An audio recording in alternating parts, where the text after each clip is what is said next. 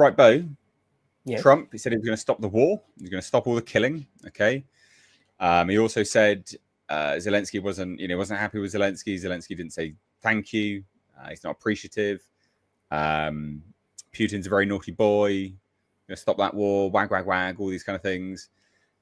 Stopping weapons. That was a big thing as well. Going to pause weapons. Stop the killing. Stop the bloodshed.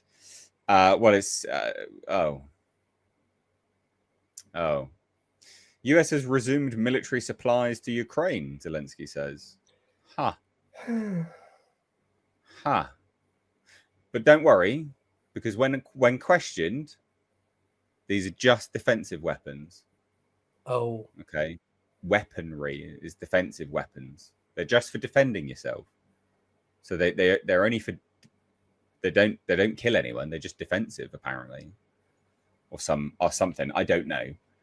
So I thought this is worth covering because we've covered already the Epstein files, and we said how is this basically what you voted for, MAGA?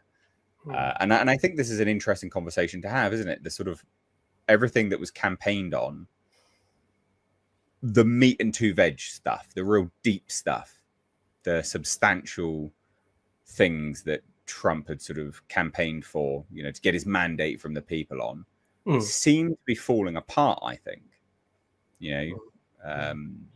JFK files. What's that? Where's that?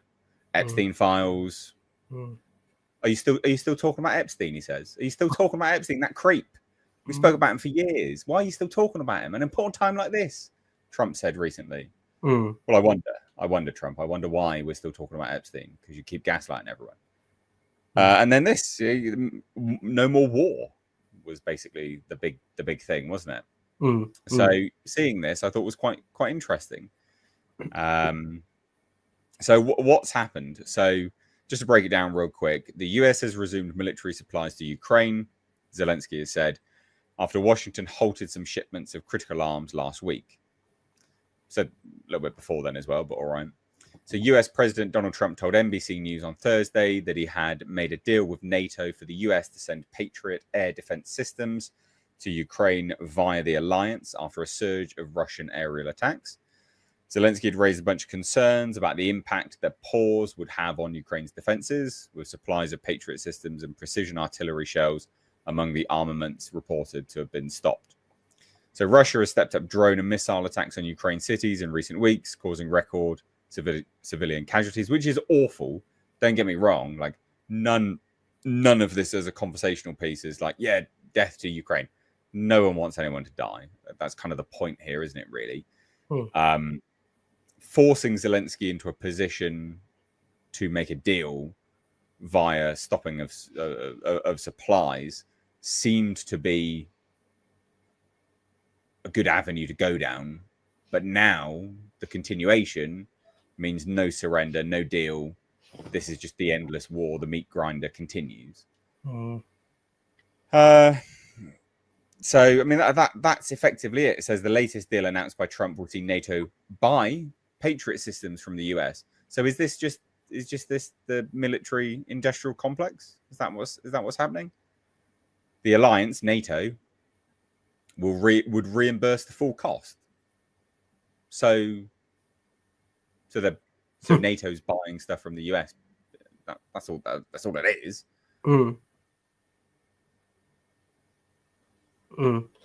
It does feel like the Russia-Ukraine conflict is not interminable. It will come to an end at some point, but no time soon. There's no easy fix for any of it. Neither side are prepared. They're still assassinating each other's officials and intelligence agents and all that sort of thing. There's something in the news cycle just today, as of recording, Sunday the 13th, the tit for tat assassinations and murders of individual key people on both sides.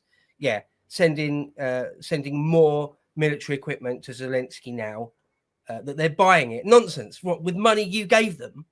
Yeah, just a nonsense. Yeah. The broader question, though, you're quite right to ask if the wheels coming off the MAGA project. I mean, there is always this difference between what you say when you're in opposition and being in government. That is a very, very, very real phenomenon. I've seen lots of people. Oh, in fact, even Tony Blair, I remember saying, he said, when I was in opposition, it's sort of a really easy job in the sense that you could sort of say anything with not anything, but you could just sort of hold the feet to the fire of the current government and sort of promise anything within reason, because you're never going to have to follow through with any of it. You can just say it, and there's no pressure on you to get it done. Now, when you're in government, it's the exact opposite. Obviously, it's the exact opposite, and there will be all sorts of pressures on you from all sorts of angles that you may not even have dreamt of when you're in opposition. Okay, so that's a reality. However, any government worth its salt will still have priorities and still use its political capital to get through certain things that it wants to do. Depends how strong the government is. But Trump's government is relatively strong. He's got the Congress and the Senate and the Supreme Court. It's relatively strong. It's stronger than his first term, anyway. So yeah, you mentioned the JFK files, complete nothing burger, complete damp squib. Okay, we were lied to about that. This time, when they released a bunch of files on JFK, or they said they released everything that was left, I realized immediately, oh, so they're not going to. So that's a lie. So they will try and sit on that secret forever. That's that. Okay, all right. Very, very disappointing. I mean, massively disappointing, sickeningly disappointing. But okay, sort of saw that coming, sort of expected it. Okay, now the Epstein file thing. That was a massive mask-off moment for me. Trump went down, in my estimation, massively when he was asked that question. It was at a Texas disaster press conference, but he said, "You're still talking about him?" It's like, it was only 1 day ago you said there were no files. What do you mean are we still? That was awful. No, his mask came off there and showed him to be part of the swamp. I'm sorry, any Trumpers out there, or in fact, I'm not sorry. I'm gutted and a bit humiliated. I was on the live stream wearing a MAGA cap and being "Go Trump, yay Trump." I mean, obviously Trump is still better than President Kamala Harris, of course, but nonetheless, that was a mask-off moment where I was sort of almost like did that when I was watching it. It's like, am I seeing Trump? Is Trump playing defense for Epstein and the swamp and the deep state and sex criminals? Whoa, is the Donald doing this? He is. He's saying this in front of our faces. So all I can say is that my estimation of the man fell off a cliff big time there. And then there's other things. I mean, like this Ukraine thing. So he said he could stop it in 1 day, 24 hours. He knew both parties, and he can get this done. The art of the deal. Okay, he failed to do that. Sort of. Also, okay, he overestimated his ability to bring this war to an end. All right, that's really bad. That's really sad because loads more people are going to die. But all right, the Donald oversold his abilities. I mean, what's new? Okay, but now sending them more weapons and things like what is that? Did you vote for this, MAGA people? No, you explicitly didn't vote for this. You explicitly voted for like the Epstein files to be released and for this war to be ended, and he's failing to do it. Yeah, and in fact, backtracking now with this stuff. Well, I mean, I remember specifically, like, whenever you'd see online, and the internet's not real life. Like, I understand that to people furiously typing down below defending these actions, but I do remember, and it can be a good gauge. Whenever it was announced that Biden was sending another aid package to Ukraine, everyone was like, "Ha, the gravy train's going to stop now. Trump's getting in. Yeah, no, we don't want more of our money going. Blah blah blah blah blah blah." It's loads and loads and loads and loads and loads of stuff. I don't think anyone in good conscience can actually look themselves in the mirror and say, "Yeah, I voted for Trump because I wanted him to keep sending stuff to Ukraine because he said that he wasn't going to." He said he was going to stop it. You know, he said he wanted the killing to end. Like, yeah, this is this where you want your money going, MAGA? Is this where you want your cash going? Because make no mistake, when he says that NATO's going to buy it, but if the US is the biggest contributor to NATO, you're buying it. You're buying it. You're paying for this.